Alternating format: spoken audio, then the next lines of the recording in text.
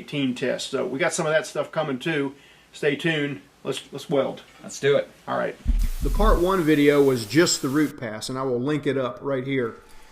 So this is not a true overhead. It's a 45 degree basically, because this is kind of the hard part of pipe when you come around the bend, and this plate is just a mock-up gearing somebody toward passing a pipe test. Now we're going to come over that root pass after it's ground out with a 332 7016 at 80 amps. I'm going to let Andrew explain what he's seeing and what he's doing right here.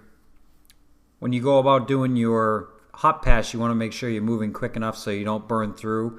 You also want to make sure that you're switching up your technique just a little bit to make sure you're wetting in nice and flat. As you can see, left a nice crater. The bead is nice and flat, tied into both sides of the wall. You'll see I employ a couple different techniques.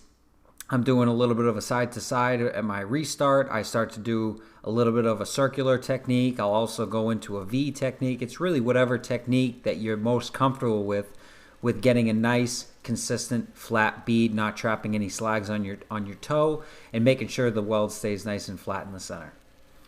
And it goes without saying, but I'm going to say it again. Always, always, always have your restarts, your arc strikes for your restarts inside the bevel where you weld back over them.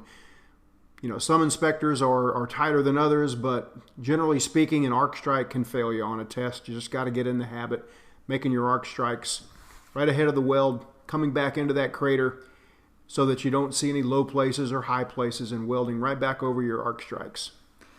Working your way towards the top of the plate, you're going to start seeing me just kind of whip out a little bit and then restrike just to fill. Not a very good practice, but again, this is just a practice piece for getting your plate fully filled up to work towards pipe. So I don't have a backing strip or a runoff tab. I'm just trying to fill this joint up as full as it can be so I can go over it with a nice filling cap pass. All right, it's just a little bit low to try to put a cover pass on it here. So Andrew's going to come across it with another pass. And we're going to 1/8 7018 now at 105 amps. This is a ESAB Rebel 285. It's got hot start and arc control. The arc control is set on 50%, hot start's on 5%, and it's doing a pretty good job. Now we're going to 1/8 here, and Andrew's going to move out fairly quickly because, you know, it's kind of full to put a 1/8 rod in there, so he's not going to mess around. You can see he's using a little bit of a upside down U-type technique, building up a little shelf. Well, I'll let Andrew tell you what he's doing here. The height that I put my hot pass in kind of left me at a questionable state where do I use a 332 for my fill or do I use a 1/8? I just decided to go with the 1/8 so I would be able to finish quicker. You go with whatever you're comfortable with, and if you choose to use the larger diameter electrode, you just have to move a little bit quicker, maybe employ this technique or a circle technique as you see me kind of do at the stop of my pass. Again, 105 is the amperage we're using. Strike right back in, and you're going to see when the next shot is, it's going to be a nice flat, almost flush fill pass where I still left my bevel edges for a nice guide to fill me out. Okay, so we're getting toward the end of the plate here. Again, there's no runoff tabs or backing strap or anything. So Andrew's going to run it all the way up, keep going, and let it just solidify so that it's fully welded. All right, we're in really good shape for the cover pass here, a 2-bead cover pass. It's just a little below flush. In places it is flush. You can still see the edges of the bevel for a good guideline. I turned the machine up to 110 amps because I decided the plate was cooled off enough where I didn't want the arc to be too cold, the rod to be too cold as I was doing out my cap pass. The problem with having the rod too cold and the amperage down too low when trying to do a cap pass is you try to hang out long enough to let the toes wet out, but at the same time it's building up more at the face of the weld. So by turning it up just 5 amps, the toes will wet out faster, allowing me to progress faster up the plate, a nice smooth weld transition all the way from the bottom to the top. One benefit of going to the 1/8 rod here that I'm seeing is, you know, and this is a 7-inch test plate, which is fairly common for this thickness. You made it all the way without a restart, and you know, anytime you can avoid a restart, that's a good thing.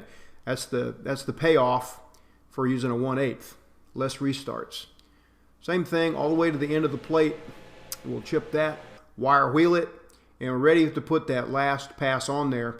Now for this pass, we need to watch the left hand toe of that weld really closely, just to make sure there's no undercut, and make sure that toe wets out, and any undercut that might happen, you're going slow enough that it will fill up. Again, welding over the arc strike junk that you put in there by starting ahead of the crater, keeping a really close eye on that left-hand toe.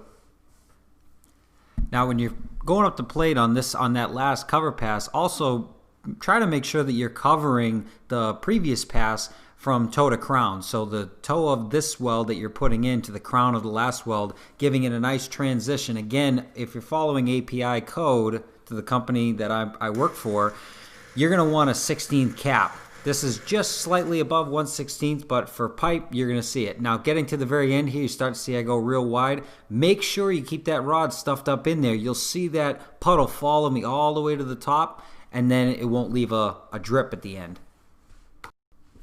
Again, this is not a true overhead position plate test. This is just a mock-up helping you to transition to pipe welding for an open root 7016 with a 7018 fill-in cap.